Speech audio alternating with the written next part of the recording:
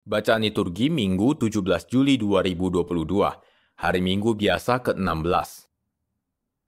Bacaan dari Kitab Kejadian. Sekali peristiwa, Tuhan menampakkan diri kepada Abraham di dekat pohon tarbantin di Mamre. Waktu itu Abraham sedang duduk di pintu kemahnya di kala hari panas terik. Ketika ia mengangkat mata, ia melihat 3 orang berdiri di depannya. Melihat mereka, Abraham bergegas dari pintu kemahnya menyongsong mereka.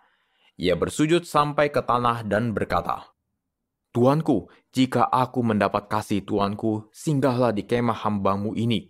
Biarlah diambil sedikit air, basuhlah kaki Tuan dan duduklah beristirahat di bawah pohon ini. Biarlah hamba mengambil sepotong roti agar tuan-tuan segar kembali. Kemudian bolehlah tuan-tuan melanjutkan perjalanan, sebab tuan-tuan telah datang ke tempat hamba-Mu ini." Jawab mereka, "Perbuatlah seperti yang engkau katakan itu." Abraham segera pergi ke kemah mendapatkan Sarah serta berkata, "Segeralah ambil 3 sukat tepung yang terbaik, remaslah itu dan buatlah roti bundar." Lalu Abraham berlari ke lembu sapinya, mengambil seekor anak lembu yang empuk dan baik dagingnya, dan memberikannya kepada seorang bujangnya yang segera mengolahnya.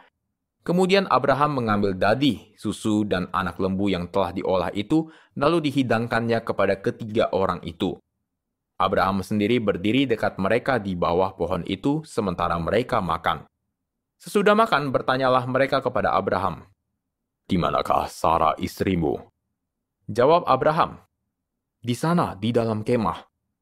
Maka berkatalah ia, "Sesungguhnya aku akan kembali tahun depan mendapatkan engkau.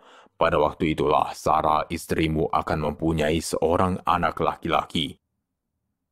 Demikianlah sabda Tuhan, syukur kepada Allah. Tuhan, siapa boleh menumpang di kemahmu? Tuhan, siapa boleh menumpang di kemahmu? Orang yang berlaku tidak bercela, yang melakukan apa yang adil dan mengatakan kebenaran dengan segenap hatinya, yang tidak menyebar fitnah dengan lidahnya. Tuhan, siapa boleh menumpang di kemahmu? Orang yang tidak berbuat jahat terhadap teman dan tidak menimpakan cela kepada tetangganya, yang memandang hina orang-orang tercela, tetapi menjunjung tinggi orang-orang yang takwa. Tuhan, siapa boleh menumpang di kemahmu? Orang yang tidak meminjamkan uang dengan makan riba dan tidak menerima suap melawan orang tak bersalah. Siapa yang berlaku demikian tidak akan goyah selama-lamanya. Tuhan, siapa boleh menumpang di kemahmu?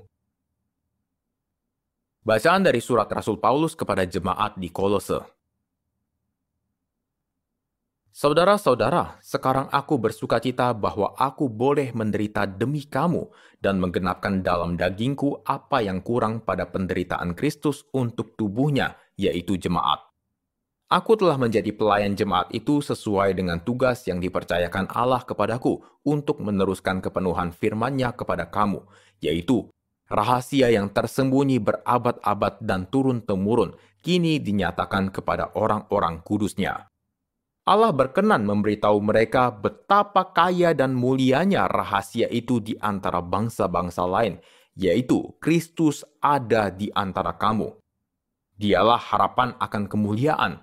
Dialah yang kami beritakan dengan memperingatkan orang dan mengajar mereka dalam segala hikmat untuk memimpin setiap orang kepada kesempurnaan dalam Kristus.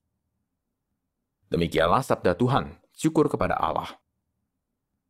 Alleluia, alleluia, alleluia, alleluia, alleluia, alleluia. Berbahagialah orang yang menyimpan sabda Allah dalam hati yang baik dan menghasilkan buah dalam ketekunan. Alleluia, alleluia, alleluia. Alleluia, alleluia, alleluia. Inilah Injil suci menurut Lukas, dimuliakanlah Tuhan. Dalam perjalanan ke Yerusalem, Yesus dan murid-muridnya tiba di sebuah kampung. Seorang wanita bernama Marta menerima dia di rumahnya. Wanita itu mempunyai seorang saudara bernama Maria. Maria ini duduk di dekat kaki Tuhan dan terus mendengarkan perkataannya. tetapi Marta sibuk sekali melayani. Ia mendekati Yesus dan berkata, "Tuhan, tidakkah Tuhan peduli bahwa saudariku membiarkan aku melayani seorang diri? Suruhlah dia membantu aku." Tetapi Tuhan menjawabnya, "Marta, Marta, engkau khawatir dan menyusahkan diri dengan banyak perkara, padahal hanya satu saja yang perlu. Maria telah memilih bagian yang terbaik, yang tidak akan diambil daripadanya." Demikianlah sabda Tuhan, terpujilah Kristus.